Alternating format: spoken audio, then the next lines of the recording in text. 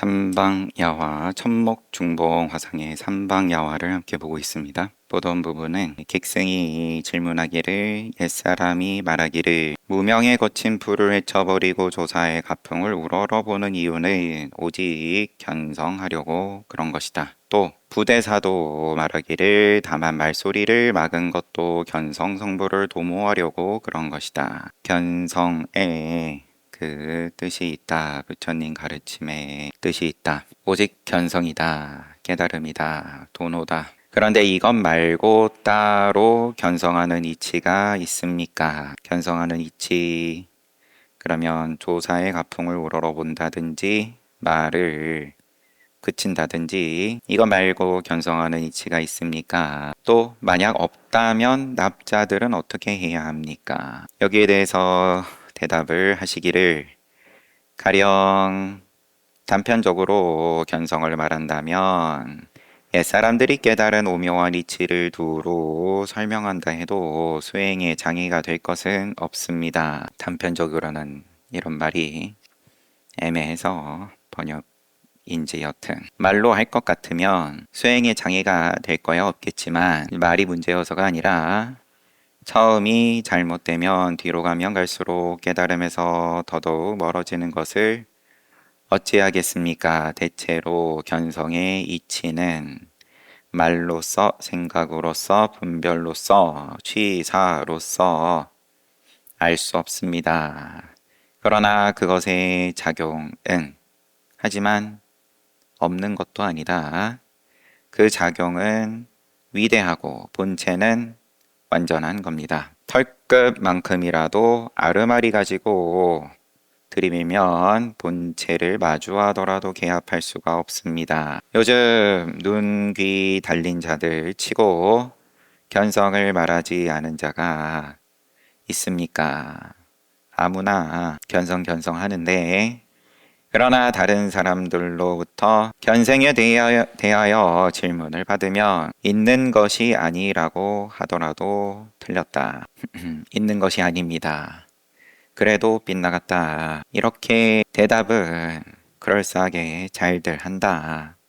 눈 달리고 귀 달린 자들이. 그리고는 교학에서 말하는 법은 마음에서 나온 거다. 요거를 억지로 끌어들여 자기 주장의 근거로 삼고 있습니다. 틀려서 억지로가 아니라 이걸로 깨닫게 할 수 있을 것 같으면 억지가 아니고 훌륭한 방편인 거고, 깨닫게 하지 못하면서 휘두르면 다 억지다. 여러분들에게 다시 말하겠습니다. 말로 하면 말이 옳지만 깨달음이란 깨달아야 분명합니다. 그러니 견성이란 언어 문자를 매개로 하면, 의지하면 언어로 이러쿵저러쿵 생각으로 접근을 하면 깨달음에서 멀어집니다. 그 이유는 명근이 끊어지고, 생명, 근이면 생명은 색수상행식에 늙고 병들고 죽는 게 생명이니까 가만히 놔두면 알아서 망가지고 쓸모 없어지는 걸 놓지를 못하고, 주체와 객체가 없어진 자리에서 깨달은 것이 아니기 때문에, 그러니까 깨달음에서 멀어진다. 다만 오음 육식 따위에 의지하여 아르마리만 일으켰기 때문이다. 명근이 오음인 거고 육식인 거고, 몸뚱아리 내 느낌, 감정이고, 생각, 개념이고, 의도인 거고, 그리고 식은 또 육식, 안, 이, 비, 설, 신, 이걸 가지고 깨달음을 아무리 설명해봤자 여기서 벗어날 수가 없죠. 그러다 보니까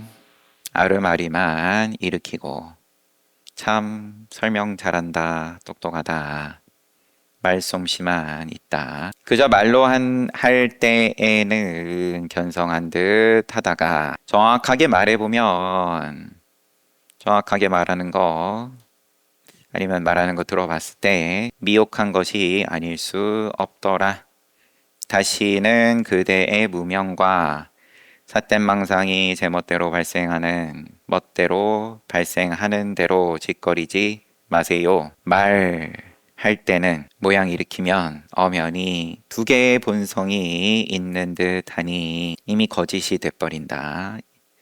나는 늘 한 가지밖에 말한 적이 없다라고 하지만 더 큰 눈으로 보면 소리 냈으면 이미 이 말하고 저 말한 거다. 일관성 없는 거다. 이 세계 육계 윤리를 가지고 일관성이 있다. 아무리 잘난 척 해봤자다. 꼭 알아두어야 할 것은 견성을 한 사람에게는 오히려 일관성 있는 도리를 말하는 것조차 인정되지 않거늘 일관성이 있고 없고 이미 분별하는 거니까 분별 일으킬 것도 없는 건데 하물며 일관성이 없는 것은 말할 것도 없다. 꼭 알아야 합니다. 이런 잘못된 견해 가진 사람에게는 아르마리로 깨달음을 접근을 한다. 내지는 깨달았다. 이런 잘못된 견해는 사견은 두 가지 허물과 착오가 있습니다. 하나는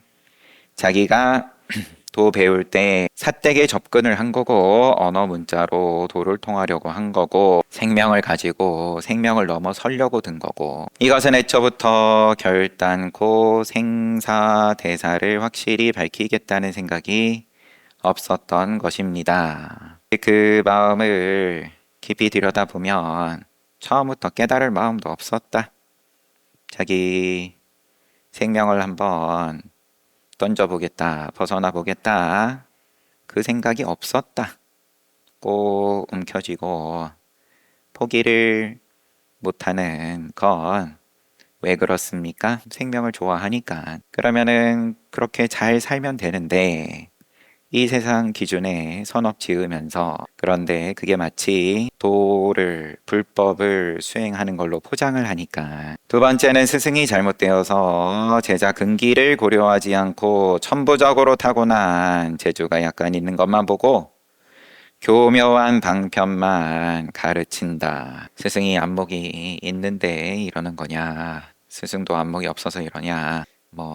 괜히 한번 더듬어 봤지만 별 의미 없다. 누구 탓을 할 거냐. 한결같이 마음이 그대로 붙여다 즉심시불 내지는 즉색 명심 등 그럴듯한 화두로 서로 속고 속이는 거다. 그래도 문화라면 문화예술이다라고 하면 문화예술이 아니라고 할 것도 아니니까 모양을 그때그때 유행 따라 흥행에 맞춰서 뭔가 그럴싸해 보이는 모양을 쓴다는데 대신에 불법이 아닌 줄은 스스로 속이지 말아라. 다만 스승은 자기가 체험한 경지로 이끌어 제자가 언어나 문자로 이해하기를 바라는 것입니다. 언어 문자로 이해하기를 바란다. 다만 스승은 자기가 체험한 경지 자기 수준의 체험한 경지 그만큼 언어 문자로 이해하기를 바라는 거다. 요즘 설림에도 서로 영향을 주어서 풍토가 이러더라. 정말로 그들이 원하는 게 뭔지 모르겠습니다. 원하는 건 명확하죠. 부와 명예니까. 모양을 원하는 거니까. 2000년 전에 부처님께서 왕각경 능엄경에서 이미 이런 입장들을 꾸짖고 나무라셨습니다. 대체로 말세 중생들이 이러할 것을 미리 아셨던 겁니다. 문답으로서 자신의 잘못을 스스로 고치도록 한 겁니다. 그런데 어찌 생사대사를 해결하려고 하지 않고 언어 문자로 깨닫겠다고 포장을 하고 있냐. 그러다가 후련히 정말로 안목 있는 수행자 만나면 의심을 일으키고 화를 내고 어쩔 줄 모른다. 당신이 정말 견성하고자 하면 눈으로 보고 귀로 들은 것들은 싹 쓸어버려야 합니다. 털끝만큼이라도 그런 것들이 마음속에 응어리져 있으면 굉장한 거 보면 자꾸 생각나죠. 또 자기가 자꾸 되새김질하면서 환기시키죠. 날아가지 않게끔 강화하죠. 강화. 그렇게 응어리를 만들면 그러고 기회가 있을 때마다 남들 앞에서 또 흔들어야 직성이 풀리고 지독한 독이 심장에 들어간 것과 마찬가지입니다. 이렇게 되면 설사 부처님이라도 구제하기 어렵습니다. 참선하는 납자가 이렇게 잘못된 데에는 두 가지 이유가 있다. 첫째는 스승의 잘못, 둘째는 자기 잘못. 당신이 정말 생사 문제를 해결하고자 한다면 부처님이고 미륵 부처님이고 서가모니 부처님이고 눈앞에 현전해서 선도 또 불법을 네 몸에 허파와 간장에 쑤셔 넣어준다 해도 그것도 지나가는 거다. 언어가 끊어진 바로 근본 자리를 반조해보면 몸속에 깊숙이 배어버린 독소를 모두 토해낼 수 있습니다. 놔버리면 된다. 걱정하지 마라. 저는 여태까지 그렇게 하는 게 수행 잘하는 줄 알고 해왔는데 독에 푹 젖었는데 어쩝니까? 모두 토해낼 수 있다. 당신인들 어찌 나쁜 독을 받아들이기 원했겠습니까? 정견이 바른 견해가 없었기 때문입니다.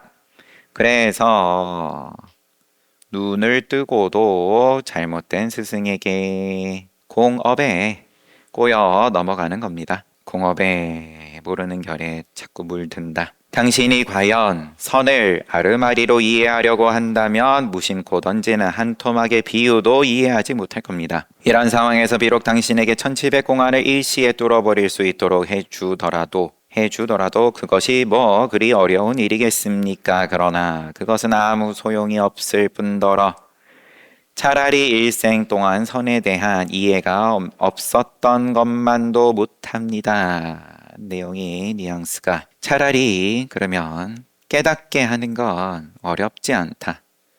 그 이후에 그러면 그 앞단의 마지막 표현이 눈을 뜨고도 잘못된 스승에게 꼬여 넘어가는 겁니다. 눈을 뜬다는 게 정말 그러면 깨달음을 맛보고도 그 이후에 또 저지레 하더라. 왜냐하면 그게 우리의 본성이니까, 생물학적인 본성이니까 이제 부를 명예를 모양을 추구하는 건 내 스스로가 모양을 쫓는 줄 알면서 쫓는 거랑 그러면 자기가 자기 분수를 웬만하면 지키죠. 그런데 자기 수행을 한다라고 착각을 하고 깨달은 다음에 얘기가 1700공안 일시에 뚫어버리도록 해주는 게 뭐 어려움냐? 그래 봤자 도로 아무 소용없을 뿐더러 차라리 일생 동안 선에 대한 이해가 없는 것만도 못하다. 왜냐하면 그렇게 그러면은 뭔가 생긴 큰 힘을 가지고 큰 저지레를 하더라. 차라리 부처님법 아예 몰라가지고 그러면 작은 저지레 하면서 욕심 부리고 그러고 사는 게 차라리 낫더라. 이런 내용을 당신이 이해한다면 향엄 스님께서 지난날 위산 스님의 문화생으로 있다가 말문이 막혀 남양 땅에 있는 남자로 피해 가서 고생했을 필요가 없었다는 것을 알 겁니다. 이런 내용을 당신이 이해한다면 그러면 위산 스님 밑에 있다가 말문이 막혔다. 그러면은 더 큰 믿음으로써 답답하겠지만 말문이 막힌 거니까 커다란 답답함이다. 결국은 죽음을 눈앞에 마주하는 그런 답답함인 건데 정도의 차이만 있을 뿐이지.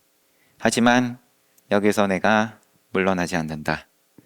뭐 믿음을 방편으로서든 아니면은 뭐 분심 내지는 뭐가 됐든 근데 그래도 남양 땅에 있는 남자로 피해서 고생을 하기는 했지만 인연이 있어서 그래도 기와 조각 던지는 대나무에 부딪히는 소리 듣고서 거기서 크게 열렸다. 또한 아나니 능엄 회중에서 슬피 우느라고 애쓰지 않아도 되었으리란 것을 알 수 있습니다. 그대는 상대의 말을 이해했다고 해서 그것이 진정으로 깨달은 것이라고 말해서는 안 되는 줄을 알아야 합니다. 깨달음은 이해로 이야기할 게 아니다. 이해를 크게 했다, 누구보다 잘했다, 정밀하게 했다, 그런 걸 깨달음으로 이야기하지 않는다. 가령 깨달은 내용을 정확하게 가져와서 주장하더라도 이는 벌써 걸맞지 않는 것입니다 하물며 사량 분별로서 그럴듯한 언어나 문자를 매개로 험하게 눈앞에 나타난 소소영영한 헛개비를 주인공이라고 잘못 알고 보배처럼 아끼며 가슴에 새겨두고 있습니다. 실로 미혹한 사람 중에서도 가장 미혹한 사람이라 하겠습니다. 크게 속는 놈이다. 당사자는 참 내가 똑똑하다. 너가 어리석다. 뭐 서로 그러고 사는 것도 행복한 세상이에요.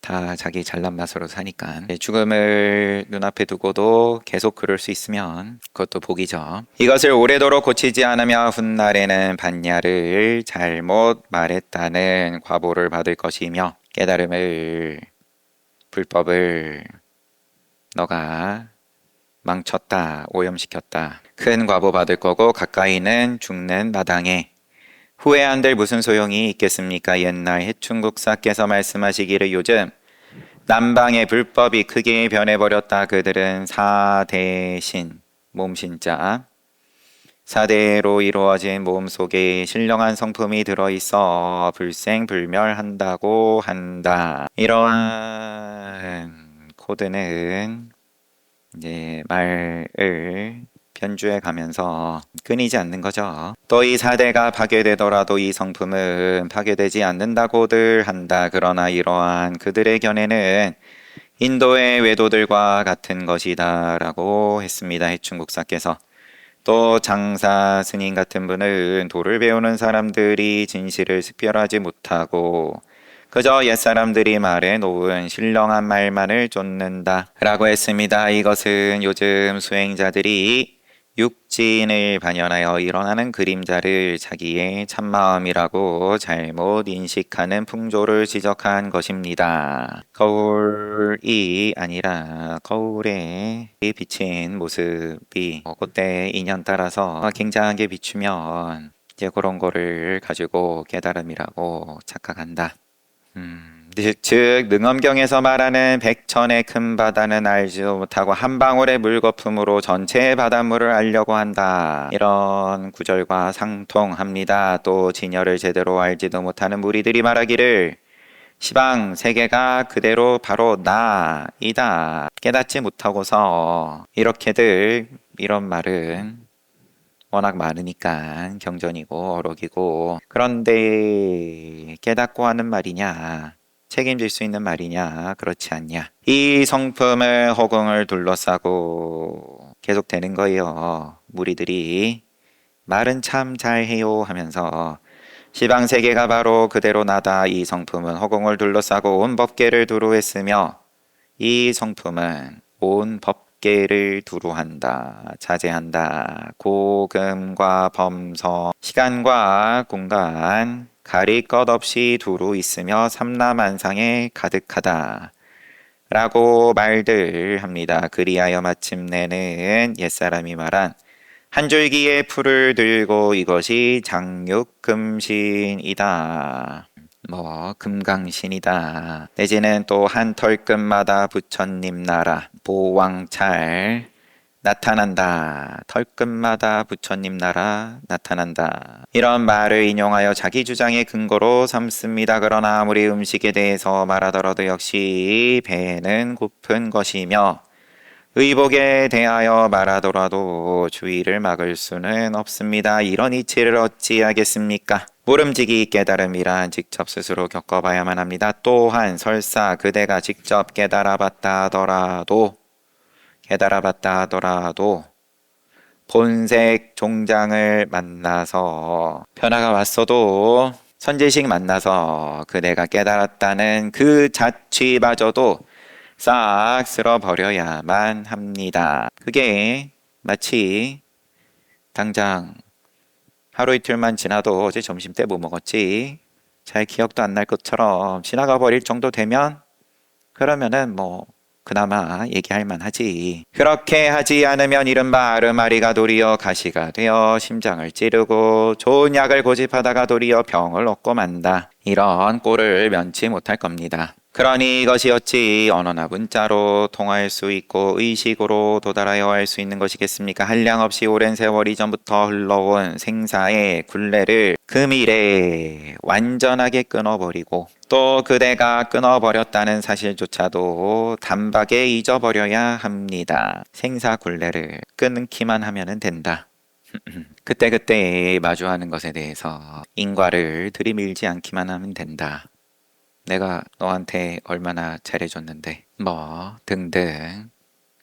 죄라는 것이 역시나 그러한 거고 다 어차피 그때그때 인연 따라 거울에 비치는 것일 뿐이고, 그런데 거울에 비춰진 게 마음에 들고 마음에 안 들고 따라서 이게 왜를 붙이죠. 인과를 붙이니까. 그런데 어찌 작은 근기 천박한 재주로서 헤아릴 수 있겠습니까? 내가 이렇게 말하는 까닭은 정말로 그대의 미혹을 더욱 부채질하려는 것은 아닙니다. 그대들이 생사의 굴레에서 헤매이는 것이 너무나도 애통하여서 간절한 마음으로 이렇게 하는 것일 뿐입니다. 그러나 참선을 그저 말로만 하려는 자들이 얼굴을 돌려서 나에게 침을 뱉는다 하더라도 또한 무슨 할 말이 있겠습니까? 타면작원 형제가 더 가물가물해졌어요. 예전에 한번 이 자리에서 얘기할 때 조금 가물가물했던 것 같은데 당나라땐 것 같은데 형제가 신분이 낮은데 어찌어찌 능력이 있고 눈에 띄어서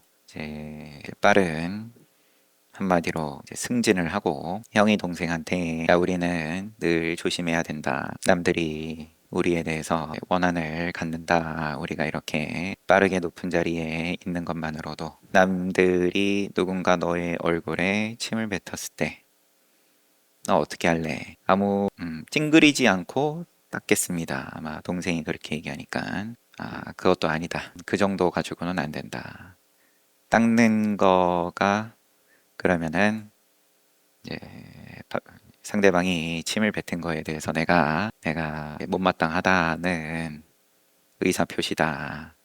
그냥 말할 때까지 내버려 둬라. 이런 고사. 참선을 그저 말로만 하려는 자들이 이런 잔소리 못 받아들이고 침을 뱉으면 어쩔 수 없지. 무슨 말이 있겠습니까? 할 말이. 이렇게 길게 물어온 자에게 이렇게 마무리가 됐습니다.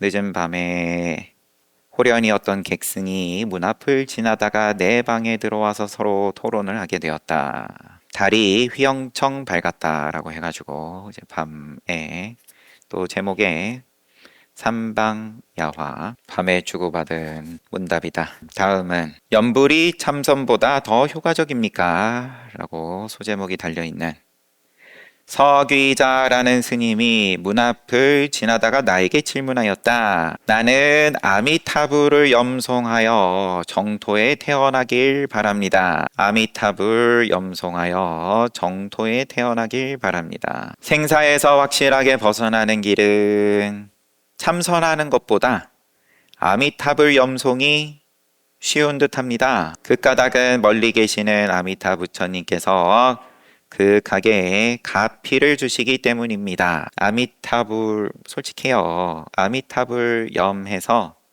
정토에 나고자 합니다. 다음 생에 좋은 데에 나고자 합니다. 아미타 부처님 곁에 나고자 합니다. 아미타불 염송하면 아미타 부처님께서 가피를 주시기 때문입니다. 그러나 당신네들이 하는 참선은 잡을 것도 없고 성스러운 힘의 가피를 받을 수도 없습니다. 실로 아주 근기가 빼어난 사람들이 한번 듣기만 하면 수천 가지를 깨닫는 정도의 재주가 아니고서는 아주 근기가 빼어난 사람만이 할 수 있는 게 참선이지. 그런 재주 아니고서는 참선의 본 면목에 들어가기가 어렵습니다. 그래서 영명선사께서도 참선하는 사람 10명 중에 9명은 잘못된 길을 걷고 있다라고 걱정하기도 하지 않았습니까? 앞서서 영명연수선사의 종경록에 대해서 그건 깨달음을 가지고 물론 말과 글로서 쓰인 거지만 깨달음을 가지고 선을 이야기한 거다. 그냥 대승경전에 그때그때 구절 주워 와가지고 달맞이선, 직지에 바로 가리키는 선, 요거를 대승경전 구절 가지고 자기 식대로 깨달음 없이 설명한 게 아니라, 근데 이제 영명 선사께서 10명 중에 9명은 착각한다. 선을 하고 있지 못하면서 선을 한다라고. 이게 증거가 아니냐. 그렇단 얘기는 달리 말하면 아주 빼어난 재주가 있는 특별한 사람만 할 수 있는 게 참선 아닙니까? 내가 하도 한심하여 대답했다. 쯧쯧, 이 무슨 말씀입니까? 그렇다면 극락정토 밖에 따로 참선이 있단 말입니까? 설사 정말로 있다고 한다면 불과 법이 서로 모순이 됩니다. 극락정토 밖에 따로 참선이 있단 말입니까? 극락정토 따로, 참선 따로라고 생각합니까? 그런 말로 보겠습니다. 그러니까 당신이 나는 정토에 태어나기를 바란다. 아미탑을 연불한다. 참선은 잡을 것도 없고 가피를 받을 수도 없다. 이렇게 두 개를 따로 얘기하니까 이 무슨 말씀입니까? 그 두 개가 정말 따로라고 생각합니까? 정말 그러면 불과 법이 서로 모순됩니다. 그래서야 어찌 불법으로서 사람을 인도하는 원흉한 이치가 될 수 있겠습니까? 그대는 상황에 적절한 방편을 잘 모르고 방편을 방편으로서 쓰는 게 아니라 방편을 이제 본질로 착각을 하여서 자신의 견해에만 국집하여 선철을 속이고 비방하는 격입니다. 실로 영명스님께서 참선과 정토를 짝지어 삭구계를 만드신 까닭은 듣는 이의 근기에 알맞게 특별히 방편을 써서 강조한 것일 뿐입니다. 대체로 교학에서 이른바 원래는 일승도, 일승이라 해도 마찬가지고 원래는 일승도, 길도자 일승도 뿐이지만 방편으로 분별하여 삼승도를 설한다. 대체로 교학에서도 이렇게 말한 것처럼 장로, 북간, 진헐, 천목 등 대답하시는 분이 지금 천목 또 다른 천목 스님을 지칭하는 일 수도 있지만 아닐 것 같아요. 스스로를 칭할 때 대명사로 안 하고 이렇게 그냥 이름으로 앞서 우리 서장에서도 그렇고 그렇게 봤었죠. 장로, 북간, 진월, 천목 등 여러 스님들이 저술하신 정토에 관한 개성도 모두 말로써 풀어놓은 즉심자성의 참선입니다. 애초부터 별다른 무엇이 있어서 그랬던 것은 아닙니다. 마음이 즉심자성, 자기 성품이 곧 마음이다. 근데 이것을 정토에 관한 개송도 내용을 들여다보면 마음을 이야기한 참선을 이야기한 거다. 애초부터 별다른 무엇이 있어서, 별다른 무엇이라 함은 연불, 즉 정토 따로, 선 따로에 별 다를 게 뭐가 있어서 그랬던 것은 아닙니다. 또 어떤 사람이 말하기를 동도의 희법사가 선정 속에서 연꽃을 보았답니다. 어떤 사람이 말하기를 선정에 들어가서 연꽃을 봤다. 그런데 그 연꽃에 원조본 선사의 이름이 쓰여 있었다고 합니다. 달마 스님 선법을 정통으로 이은 원조 스님으로서 원조본 선사 다시 원조 스님으로서 달마 스님의 선법을 정통으로 이은 원조 스님으로서 어떻게 연꽃에 이름이 박혀 있을 수가 있을까 하고 의심했습니다. 라 했다. 어떤 사람이 말하기를 달마스님 선법을 정통으로 이었는데 뭘 근데 원조 본선사가 아닌 이 동도의 희법사가 선정해서 연꽃을 보고 연꽃에 이름이 쓰여 있는 게 원조 본선사 이름이 쓰여 있더라. 달마 스님의 마음을 바로 가리키는 선을 정통으로 이었는데 뭘 연꽃이 나오고 이름이 쓰여 있고 왜 이렇게 잡다하냐 추정하며 이렇게 의심을 했다. 그래서 일부러 내가 가서 질문했더니 지금 천목 스님 대답이 계속 되는 거죠. 내가 가서 질문했더니 원조 스님께서 이렇게 말씀했습니다. 내가 비록 선문에 있었으나 정토 신앙을 겸해서 수행했다.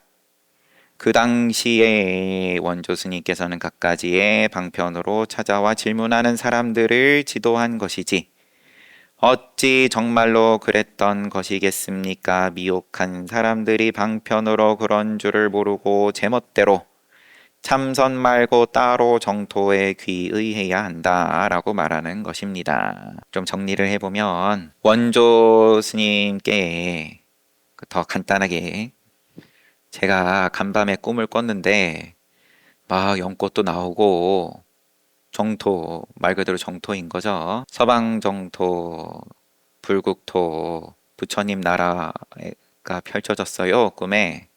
거기서 꽃도 나오고, 야, 굉장했는데, 꽃에 스님 이름이 써 있었습니다. 스님은 늘 바로 마음을 가리켜서 깨닫는 말씀만 하셨는데, 왜 정토에 연꽃에 스님 이름이 써 있습니까? 그러면은 왜 네 꿈을 나한테 묻냐 하실 수도 있는데 찾아온 사람을 위해서 눈높이 맞춤으로 내가 늘 바로 가리키는 직지의 선을 쓰지만 나 방에 가서 자기 전에 나 정토 수행도 해. 예를 들면 그러니까는 이 대답을 들은 사람이 야, 큰 스님도 알고 보니까 아미탑을 연불하신데 또 그렇게 소문을 내고 당시에 원조 스님께서는 갖가지 방편으로 찾아와 질문하는 사람들을 지도한 거지 그 정말로 그랬겠냐 미혹한 사람들이 그럼 또 그 말 주워다가 역시 참선 가지고는 안 돼.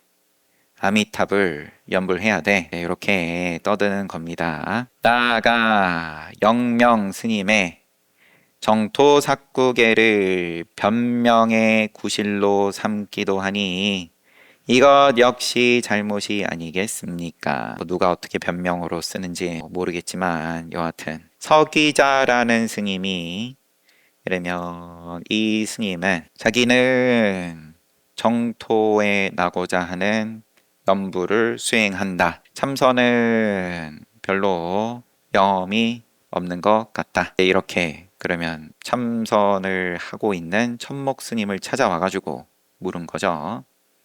꼭 뭐 시비를 걸자라는 것보다는